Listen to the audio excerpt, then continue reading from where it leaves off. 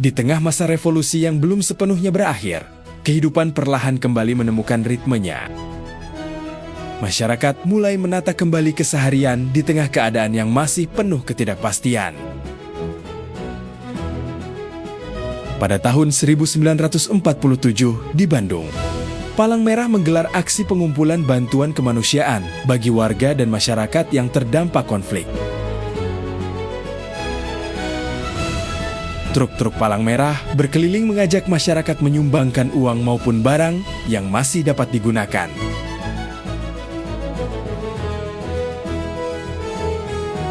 Para relawan dan tentara mendatangi rumah-rumah warga, mengumpulkan berbagai perabot, lalu membawanya ke dalam truk.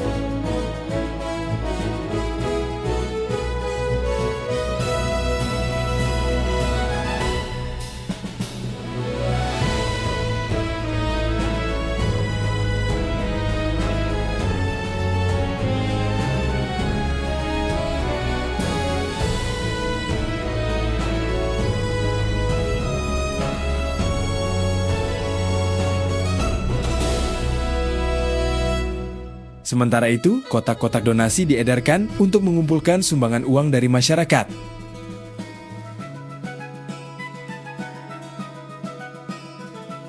Kegiatan ini berlangsung bertepatan dengan peringatan 80 tahun berdirinya Palang Merah.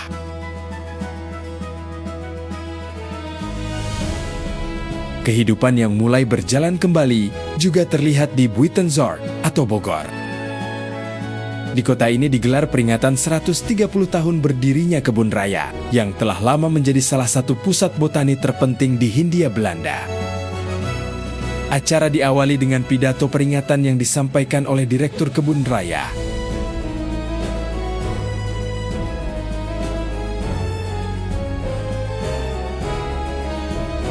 Setelah upacara selesai, para tamu berkeliling melihat kawasan kebun raya dan berbagai koleksi tumbuhan yang telah lama menjadi bagian dari kegiatan penelitian botani.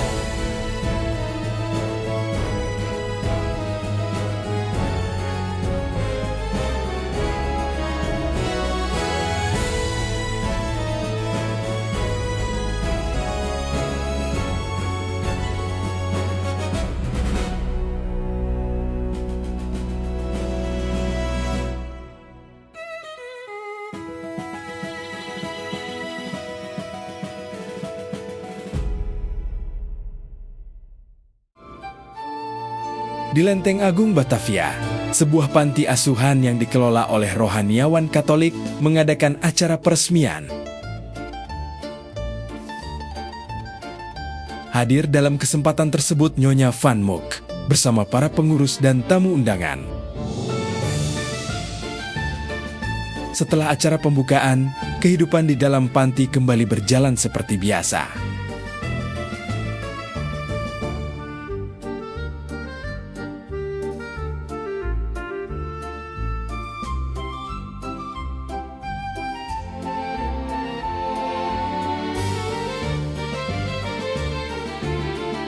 Di luar kelas, suasana berubah lebih santai.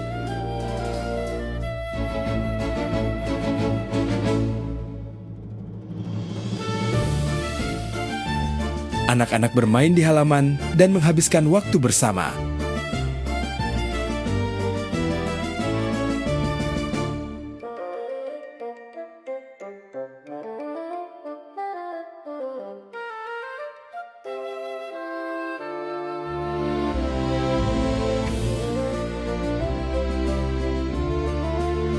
Beberapa kegiatan juga dilakukan di sekitar kebun, tempat mereka ikut bekerja dan belajar merawat tanaman.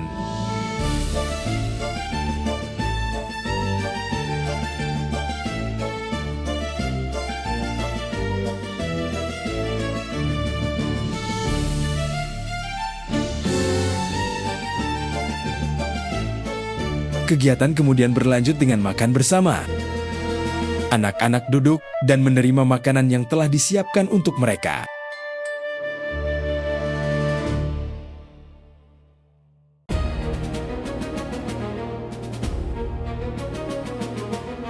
Kehidupan kota juga terus berjalan di Balikpapan.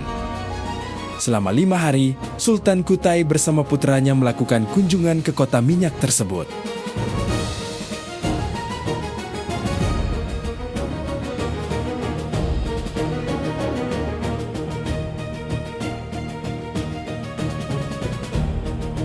Salah satu tujuan utama mereka adalah kompleks Batavse Petroleum Matskapi yang sedang dibangun.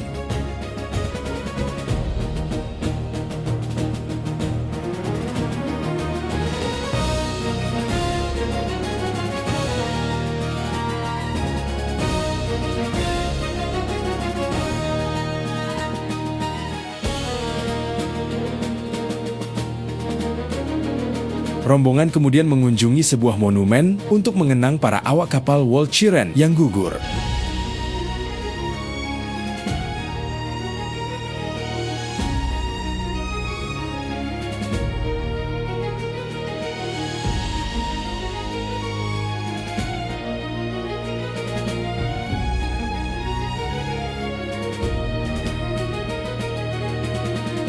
Perjalanan dilanjutkan ke tempat berlangsungnya lomba panjat pinang dan pertandingan bola basket.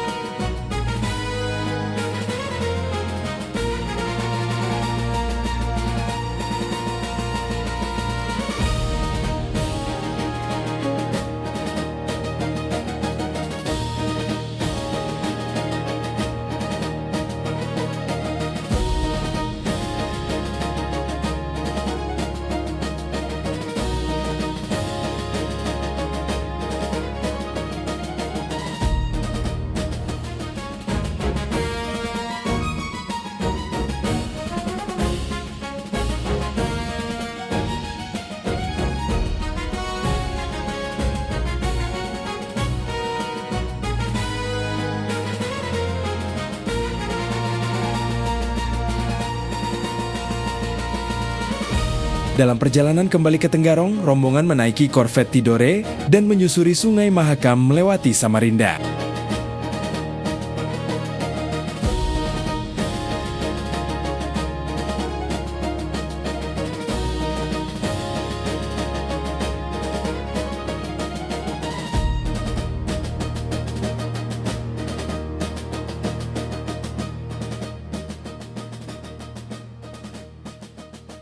Dari kehidupan kota dan perjalanan di sungai, keseharian masyarakat juga berlangsung di balik dinding tua Fort Rotterdam, Makassar.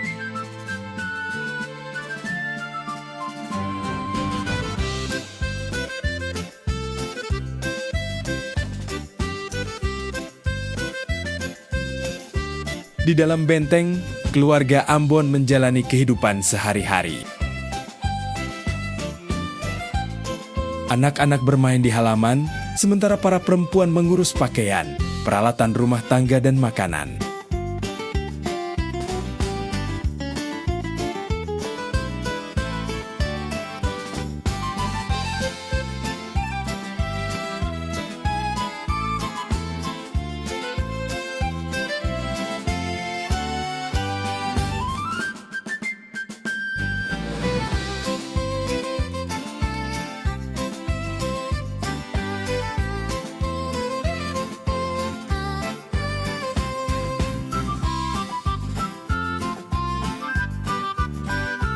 Di tempat yang sama, sebuah upacara pernikahan berlangsung di gereja, di dalam kompleks benteng.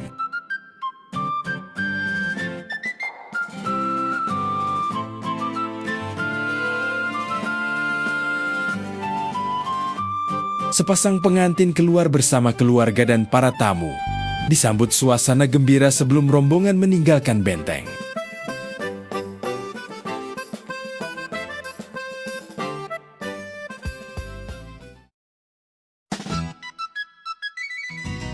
Di Batavia, Rumah Sakit Cikini menjadi salah satu tempat pelayanan kesehatan yang telah berdiri sejak masa kolonial.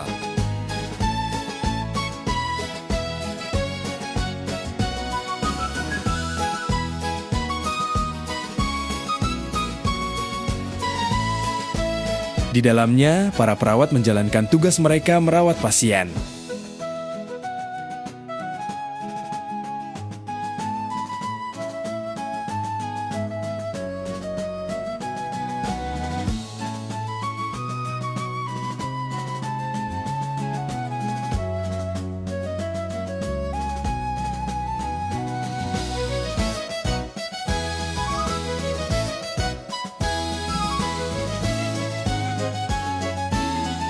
Dari ruang perawatan, aktivitas berlanjut ke bagian radiologi.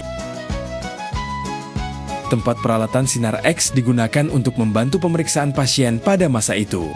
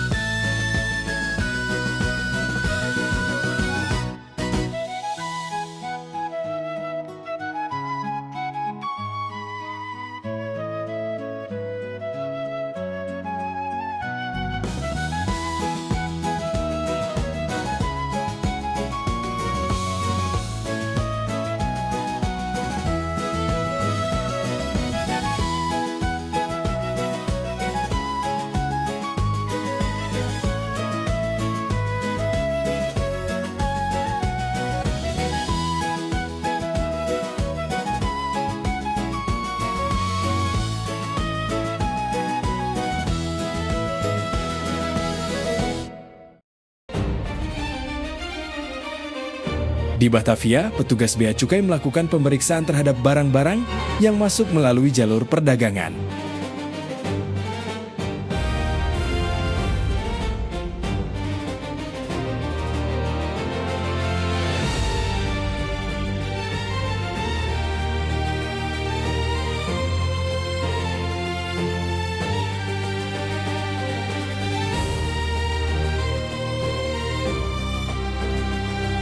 Saat beberapa peti teh dibuka, ditemukan sejumlah paket berisi uang kertas yang diterbitkan pemerintah pendudukan Jepang.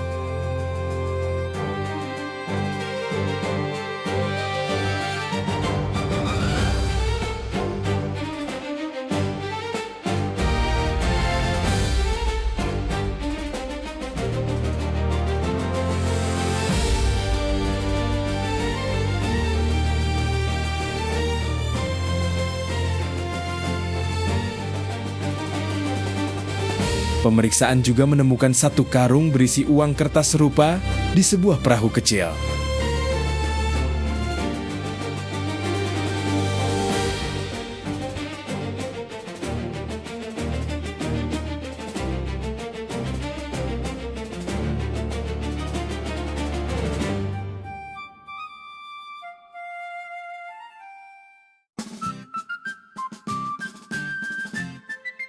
Di Wienkopsbaai yang kini dikenal sebagai Palabuhan Ratu. Ombak Samudra Hindia terus menghantam garis pantai selatan Jawa Barat.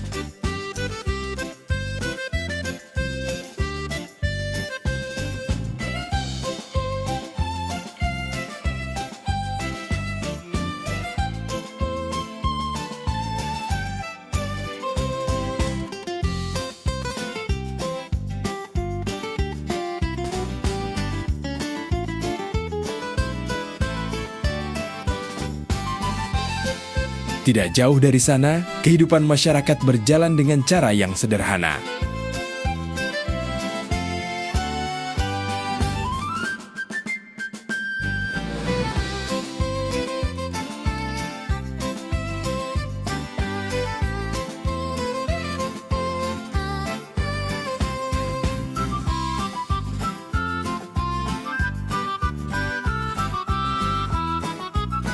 Air laut dibawa menggunakan tabung bambu, kemudian direbus hingga airnya menguap dan menyisakan garam.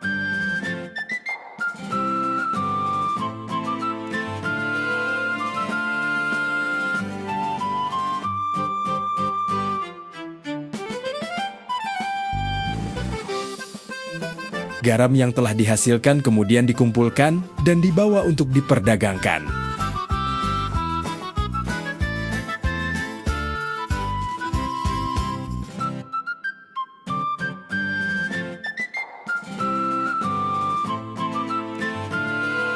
Dari pesisir, perjalanan berlanjut ke daerah Cisolok.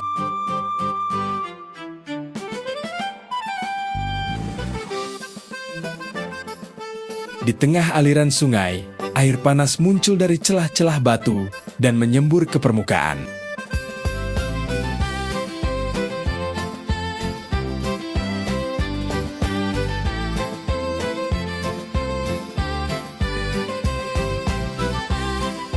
Fenomena alam ini menjadi salah satu pemandangan yang direkam dalam perjalanan tersebut.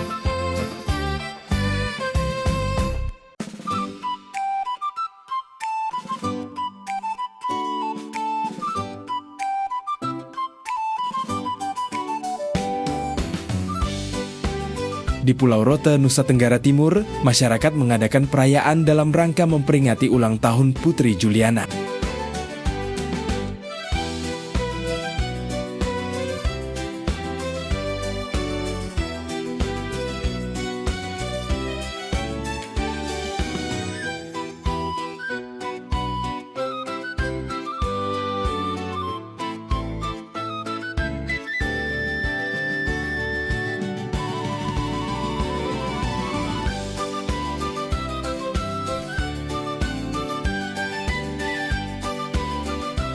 Para pemuda tampil dengan pakaian tradisional dan penutup kepala khas daerah setempat.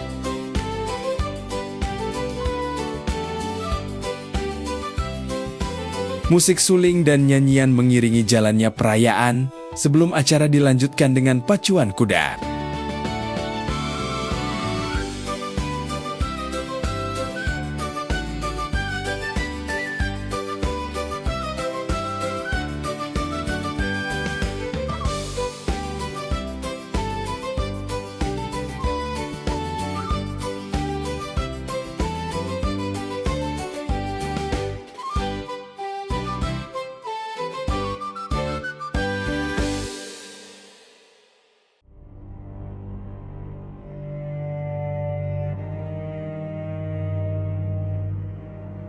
Di kawasan Pegunungan Priangan, persoalan lain mulai terlihat.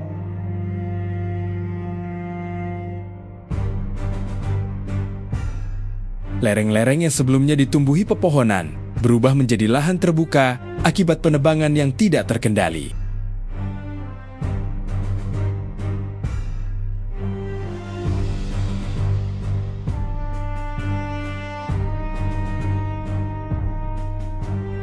Ketika hutan menghilang, tanah menjadi lebih mudah terkikis oleh aliran air hujan.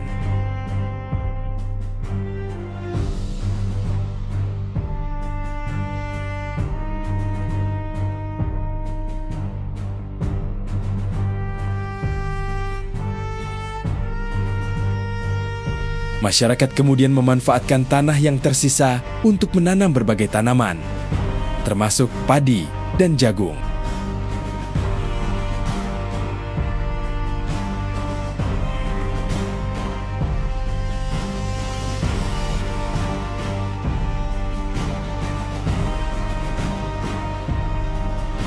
Di tengah perubahan lingkungan tersebut, alam juga menjadi bagian dari perhatian para peneliti.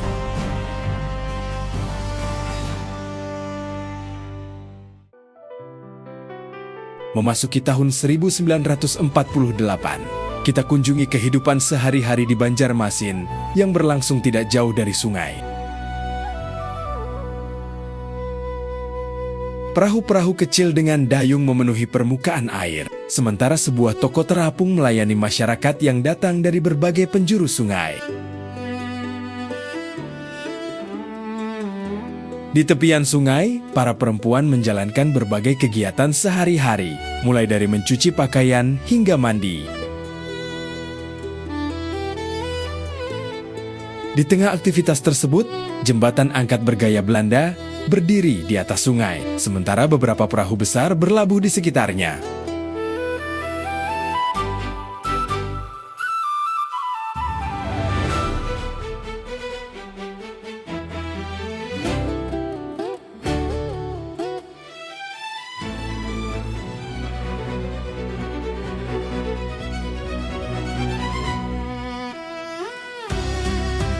dalam rangka memperingati ulang tahun Pangeran Bernhard, batalion dari Regimen Infanteri dari Amsterdam mengadakan lomba lari estafet melintasi Batavia.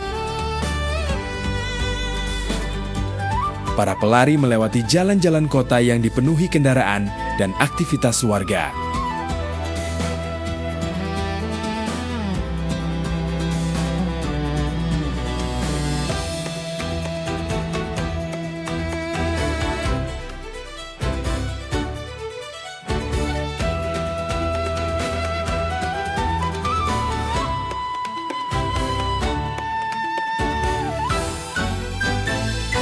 Olahraga pun menjadi bagian dari kehidupan pasukan dan kegiatan seremonial di Batavia pada masa itu.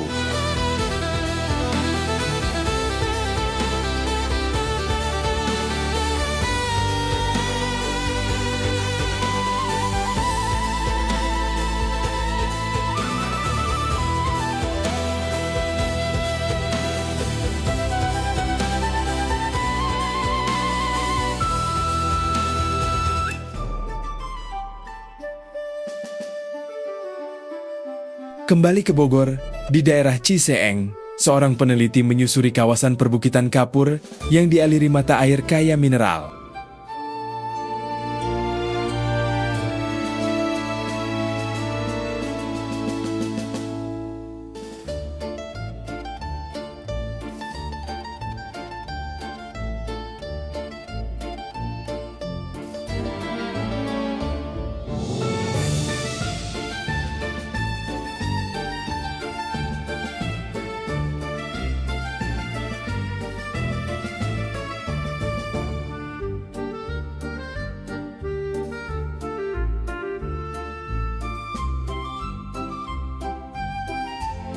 Air mengalir di antara formasi batuan dan meninggalkan endapan kapur berwarna putih di sepanjang alirannya.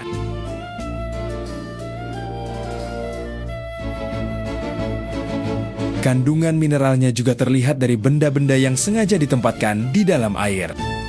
Setelah beberapa hari, permukaannya tertutup lapisan kapur hingga tampak seperti membatu.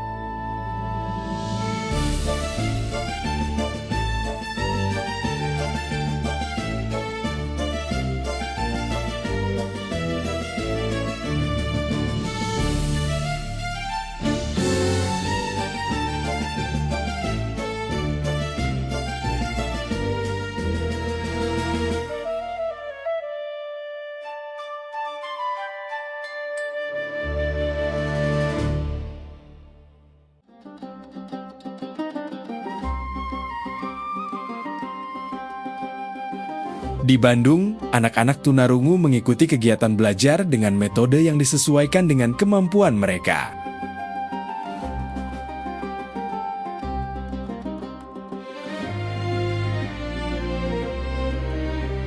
Pengajar menggunakan gerakan mulut dan bibir yang jelas, agar para murid dapat memperhatikan bentuk setiap kata dan belajar memahami ucapan melalui gerak bibir.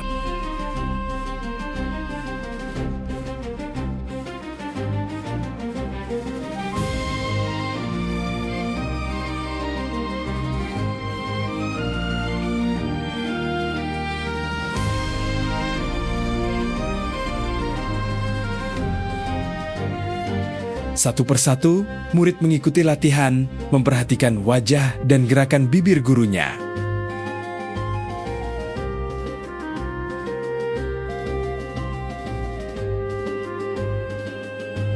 Metode ini menjadi bagian dari pendidikan khusus pada masa itu, membantu mereka mengembangkan kemampuan berkomunikasi.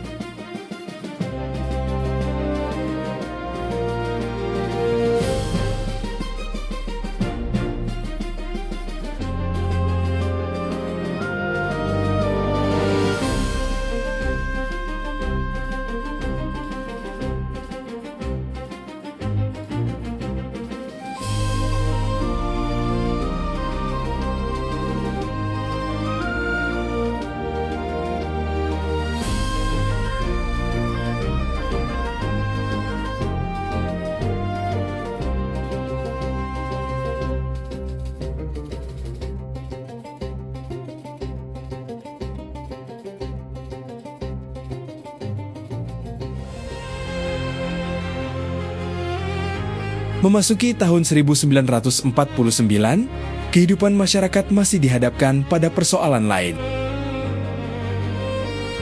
Di sekitar Palembang, wabah cacar yang merebak mendorong dilakukannya vaksinasi secara besar-besaran di berbagai tempat.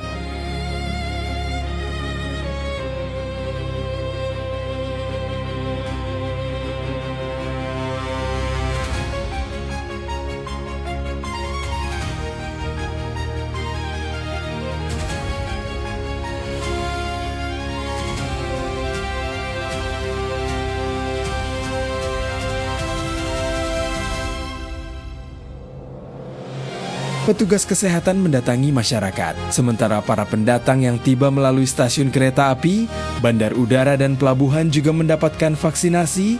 Begitu pula dengan para tahanan sebagai bagian dari upaya menghentikan penyebaran penyakit.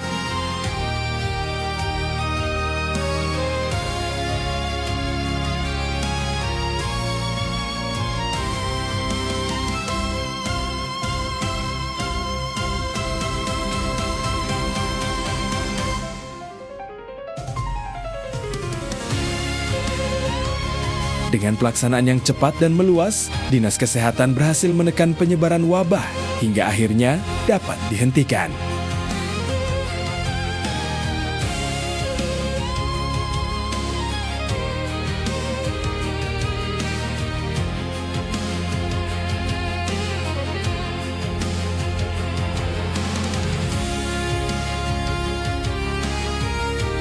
Masa revolusi belum sepenuhnya berakhir, tetapi kehidupan terus berjalan.